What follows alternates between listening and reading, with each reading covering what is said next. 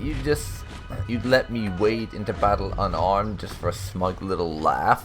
Is this how you honor your allies? We're just gonna listen in to try and get more details before we do anything. You assembled on a field of battle across from us. No one told you to bring your ever so important family heirloom blade to the party. It's mine now. Walk away. And just let you... The choirman's rage comes to a sudden halt. As his attention turns to you, a look of recognition comes across his face, and he blinks up a storm, tripping over his words. I recognize this one. The Fate Binder, right? They said Tunon was going to send one of the court folk. Will you lend me a hand against this northern piss bucket? No offense. What seems to be the problem here? This louse here was, up until recently, our enemy. He raised his falks against us. I knocked him on his ass and helped myself to that weapon of his. A noble piece that he clearly doesn't deserve to wield. And I was offered a chance to make amends by serving Kairos as a vassal to the voices of Narat. Why am I still being treated like the enemy when I'm on your side? Because you were the enemy until recently, you imbecile. You're lucky to be alive. Lucky that freak Archon gives you South Knobs a second chance at life. We ought to kill or geld every last one of you. The disfavored warrior clutches his face, and a long sigh can be heard from under his helmet. Patebinder, we're clearly at an impasse, and I doubt he'll give me the satisfaction of striking first. I will abide by your decision, even if I disagree, so long as this fool here will agree as well. There, a little civility. If he's willing, so am I. Okay. We will speak to the disfavored first. For the record now, explain the situation from your point of view. A warrior clears his throat before speaking in a measured, respectful tone. Well, Lord Binder, I first encountered this man some weeks ago on patrol. He was part of a Vendrian Guard hunting party. He stood his ground, maybe even took a swing at me. I do remember thumping him pretty squarely on the forehead with my pommel. I thought to myself, nice folks, and so I grabbed my trophy after the battle. It was a rousing scuffle, but hardly worthy of an epic. I didn't even think much of it until yesterday, when this chap shows up asking for his folks back.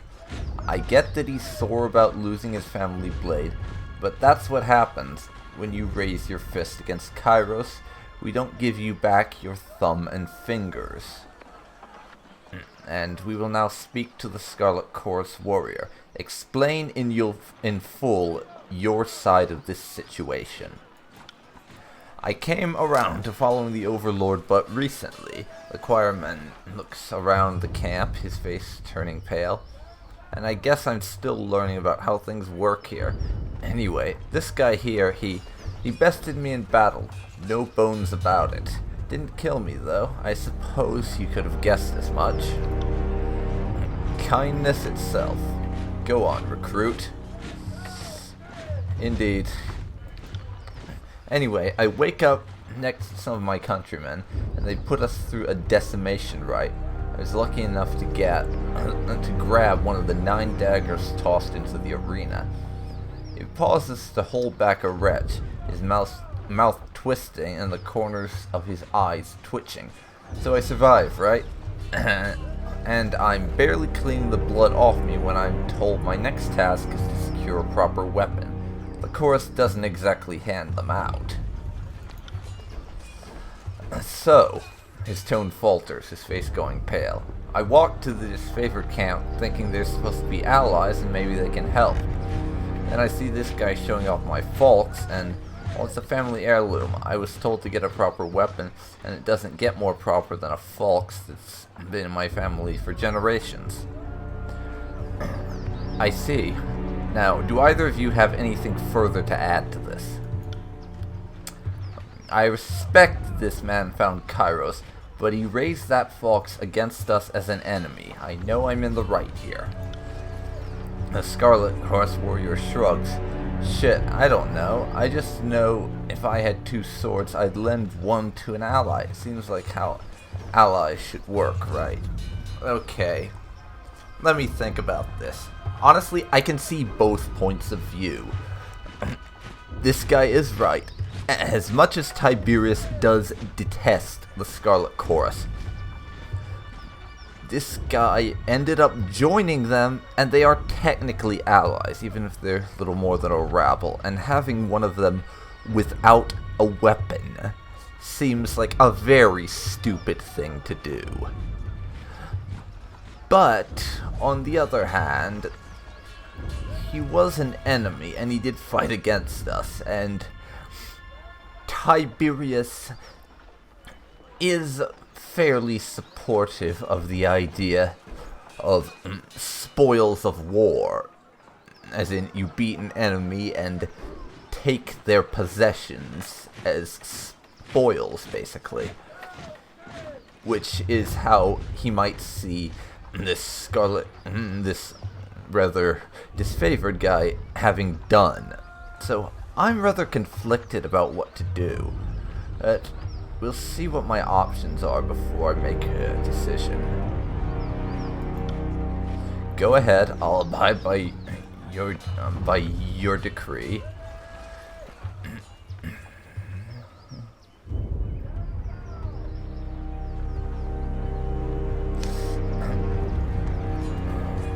Okay, I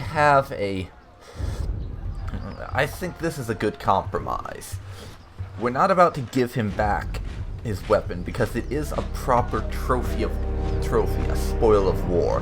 But we're not about to send an allied soldier into battle unarmed, because that would just seem to be stupid and counterproductive. But what we will do is give him a decent replacement. The fox is a proper trophy, but honor demands that you make a good faith effort to assist an ally. If you will not return the fox, you must give him a proper alternative. A Scarlet Chorus, warrior nods silently, his face a stiff scowl. Not unreasonable, so what'll it be? So I'm going to give him a weapon. The warrior's pose grows tense, and he's silent for a long moment. Right, I get it. Compromise. So, warrior looks expectantly at you.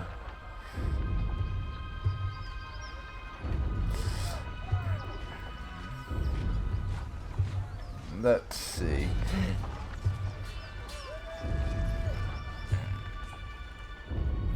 We have a few let's see, I'm not going to glare silently because we do like the disfavored and are tending to side with them.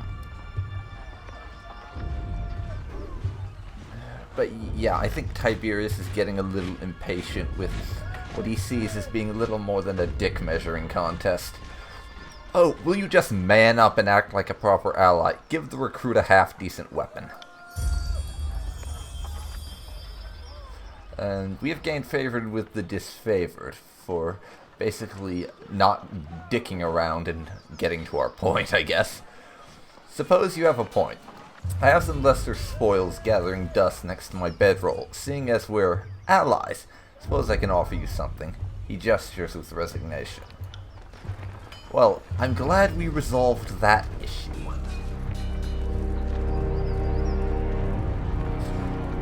Now,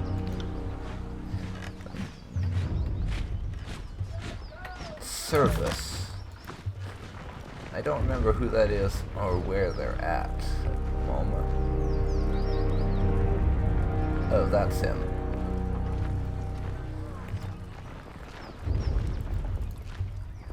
Have a word, please. With all due respect, our cohorts have proven themselves against these apex fools times and again. What can your Earthshakers do other than get in the way? I don't want to be here, Sevius. and my orders don't involve proving our value to you. The great general doesn't want magic on his side, then he can order us to stand down and sit this one out. That's a fair point. It's Graven Ash's decision, not yours, Cepheus.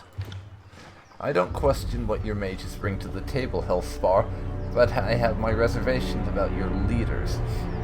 Why couldn't Radix show up to the siege himself? If he has more pressing issues than the state of the conquest, I should like to hear about it from his mouth. We're going to say nothing. As far as Tiberius is concerned, this is a dispute between them, and it's not our business getting involved, unless they decide to get us involved. We conclude that Radix is ignoring his duties, and he'll need to be replaced.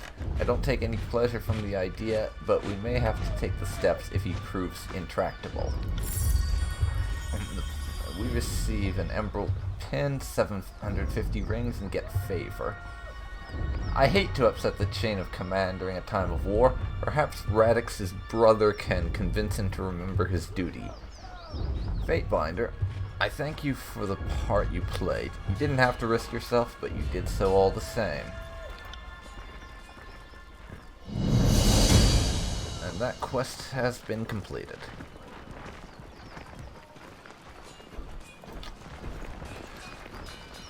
Now,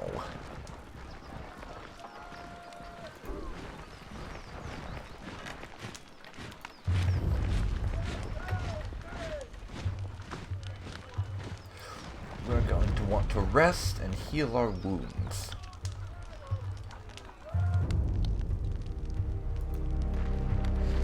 It's very late, but I'm gonna save again,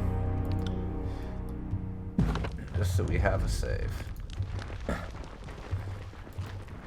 We have 6 days left, but I'd rather deal with this edict sooner as opposed to later.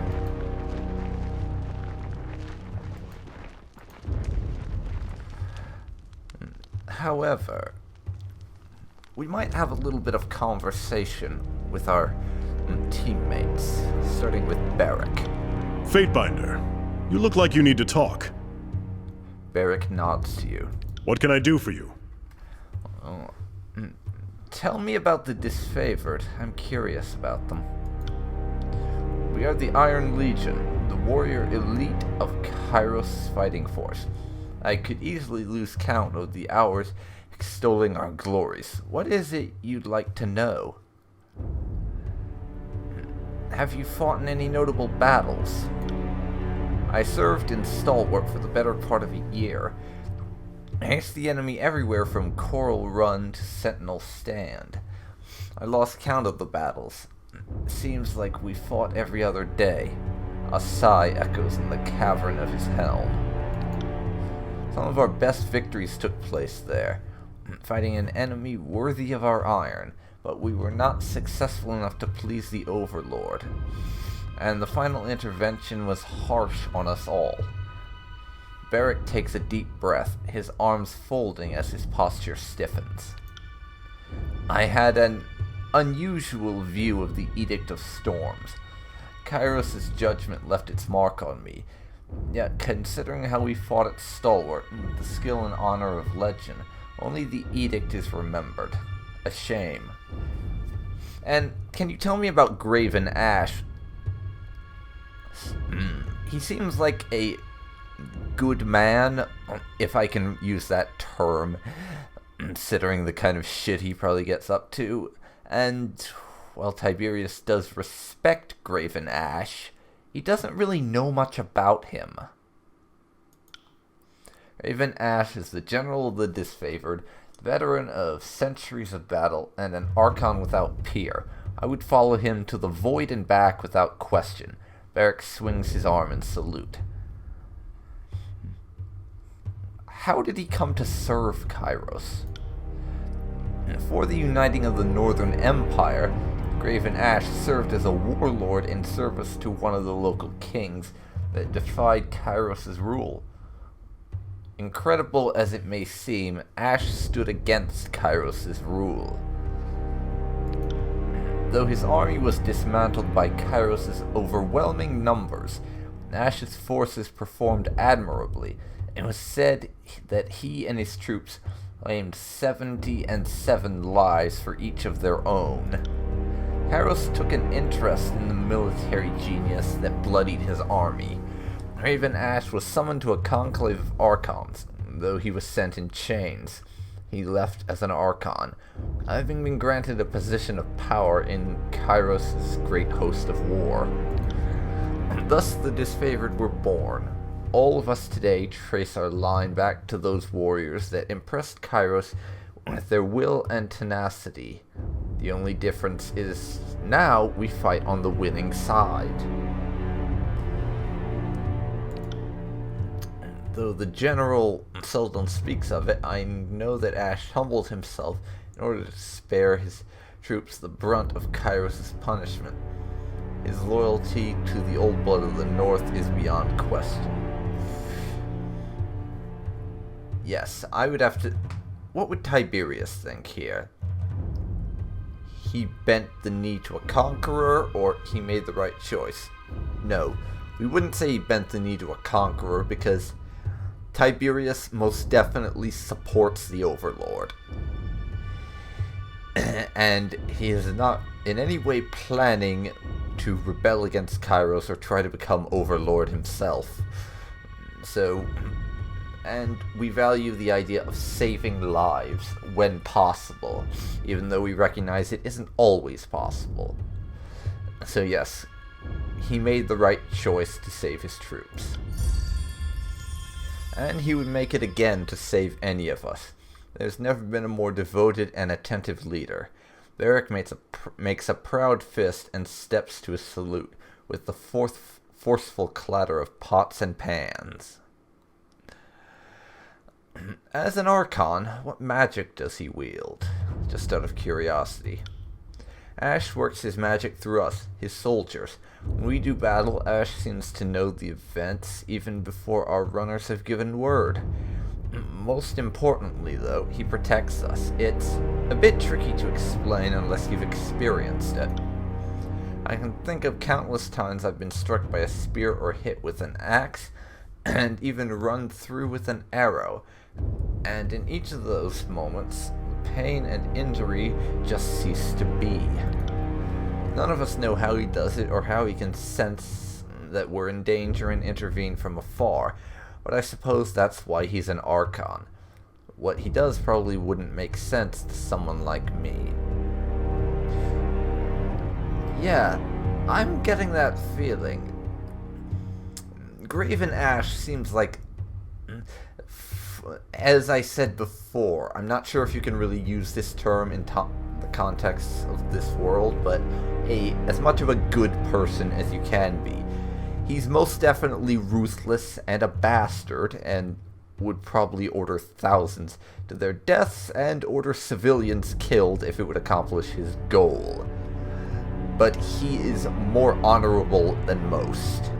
And I like that about him. The fact that he's not just straight up a good guy serving a villain. I like it. But, Barik, what else do you know of his past? I follow him into battle. I am not his personal scribe, and if I did know more of him, it would not be my place to say. Barik takes a half step back, folding his arms across his chest. Okay, fair enough. I suppose that was a bit of a personal question. How do you feel about him, then? What's your opinion of him personally? How do I feel about him? Archon Ash is the bravest, warmest, most compassionate general who ever lived. He's a living icon of leadership and courage. Barik tilts his head slightly to the side, as far as the suit's limited range of motion permits.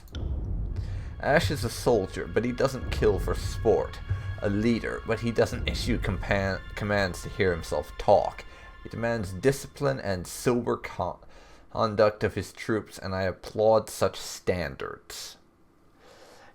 Yes, Graven Ash is the kind of person that Tiberius could definitely relate to, because he makes unpleasant decisions and does terrible things because they have to be done. to achieve a greater aim. He doesn't do evil things for the sake of being evil, is what I'm getting at. But back to my questions about the disfavored.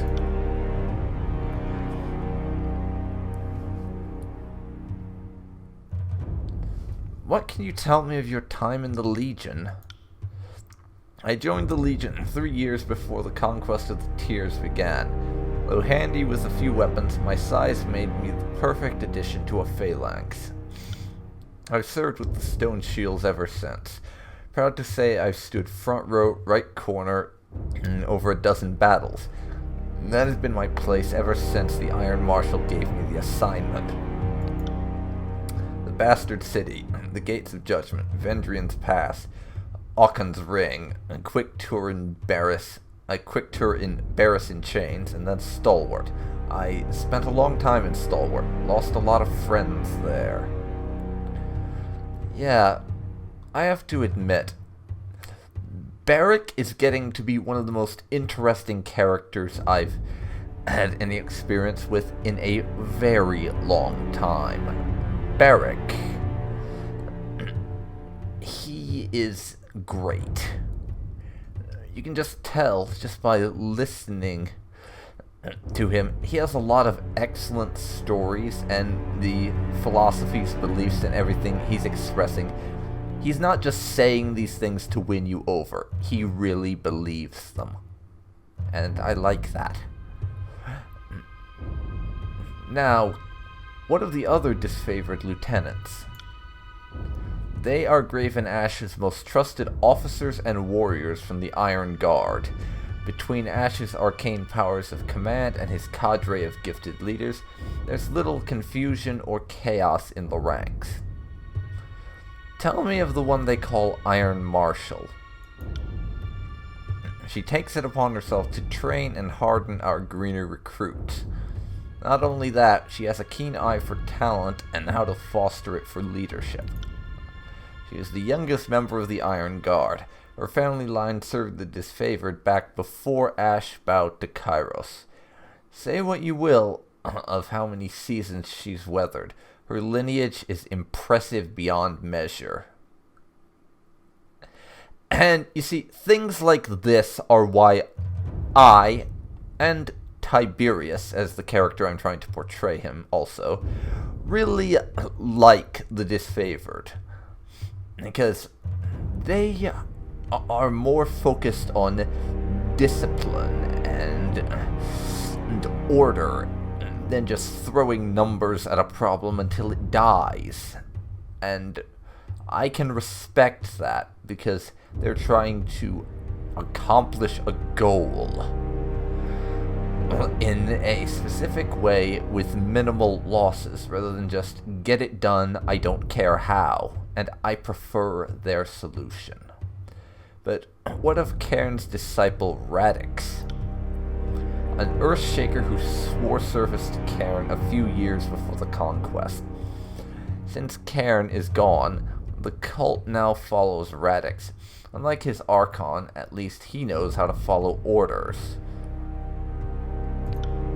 To his credit, Radix seems to appreciate the honor of fighting along the disfavored. Cairn was always peeved to be invited in the glory. The mages seem a necessary complication. They are insubordinate and can't lug their own supplies, but I would not want to go to war without their spells of tremor and leaping stones. And what of the Scoutmaster Barik? Barik is a devoted leader, and Ash seems to hold his counsel in high regard. Both set their troops ahead of themselves, which I'm sure is why they work so well together. He's no magician, but he does share a special connection to his warband, and they are entrusted with the most important scouting assignments. They say he can see what his scouts see, hear what they hear. What of the veteran warrior Varimas? He is the finest of us, second only to Ash. Varimas is an evocatus, a soldier who lived to see the end of his term of service. It's rare for anyone to survive that long, much less willingly return. These days, he lends his tactical expertise to Graven Ash, though by all rights he should be enjoying his twilight years in a seat of honor and dignity. Wow, this guy seems absolutely amazing. He actually volunteered to come back to the disfavored basically after he'd retired. Not many people you can say would do that, that's for sure. But back to my questions about the disfavored. What more can you tell me of the Legion? The disfavored accept only the finest warriors.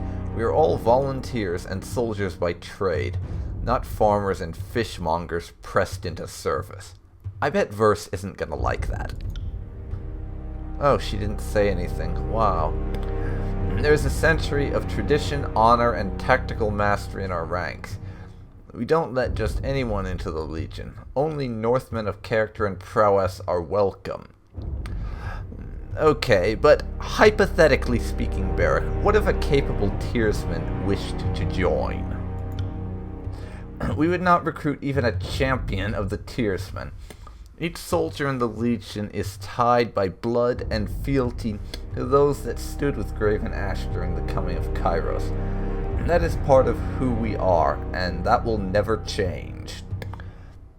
And as much as I personally don't like that, Tiberius can respect it.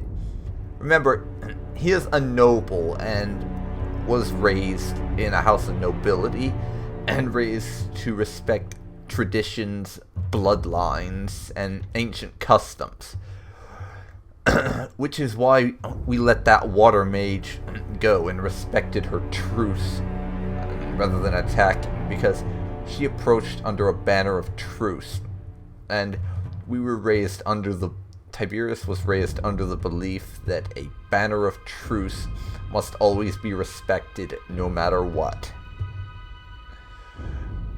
So tell me, why is the Legion called the Disfavored? It is a name born in shame, now worn in honor. After Graven Ash stood against Kairos, he was forced to give up much: his allegiance, his pride, and the name of his vaunted army. What was the Legion originally called, then, if Disfavored wasn't the original name? The name has been forgotten by all save Ash and Kairos, and it is considered bad form to bring up the topic. Since you didn't know any better, I'll say this much: Disfavored is the only name by which one needs to know us. Alright, Barik, I can respect that. If it's customary to not speak of it, I won't speak of it again. But let's talk of something else. Yes, let's. Now, why is it the Legion was not able to prevent the uprising of Vendrian's Well? I think that's a question you ought to ask of the Scarlet Chorus. They too were charged with ensuring the locals remained vanquished and unarmed. Barik lurches forward as he speaks, iron plates grinding under his motion. Well, at the moment, there are two reasons for what I'm going to say. First of all, Tiberius really does not want to piss off Verse, and at the moment, he's basically playing peacemaker between Verse and Barik to try and force them to get along. And for another, this is his view. The guilty party in this are the Vendrian Guard. They rebelled. If they had just done the smart thing and remained happily under the rule of the Overlord, we wouldn't be having this conversation. I would say the Vendrian Guard are really only the guilty party. It was their rebellion, after all. That is a supposition unworthy of you, Fatebinder. The Tears are but children before Kairos. We don't blame them for their ignorance, but the responsibility to set them straight is ours alone. Well, I disagree with you there, Barik, but I'm not going to press the issue.